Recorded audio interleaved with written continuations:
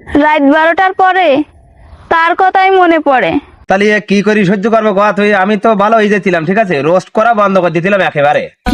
কিন্তু এই নারীরে সে আগের বার যে ডোজ দিলাম আমি, তুই যা করবি কর, কোনো সমস্যা নেই, যা করবি তোর কার ভালো লাগবে কি না লাগবে সেটা যাই করিস কর, কিন্তু ভিডিওর পিছনে যে মালটা ঝুলিয়ে রেখেছে, মানে ইচ্ছা করে দেয় কি কি মানে পিছনে না কি পিছনে ওই যে ঝুলতেছে। না না, ওইটা ইচ্ছা করে দেয়। ও মাঝে একটা মেয়ে বলতেছে ভাইয়া ওটা ইচ্ছা করে দিনি, হ্যাঁ। ওটা ওটা ও আন্দাজে হয়ে গেছে ওরকম ভিডিও করতেছে। আরে ভাই ওটা ইচ্ছা করেই দেছে, মাগো তুই বোঝ ওটা ইচ্ছা করে দিতে। আসলে ওর কোনো লজ্জা শরম বলতে কিছু নেই। চাপার নজর ওর দিকে পড়ে গেছে, বাদ বাকিটাকে আমার দেখি নেবে, আমি কোনো সমস্যা না। ফার্স্ট টার্নিং দিছি, ঠিক আছে, ওরে ফার্স্ট টার্নিং দিছি।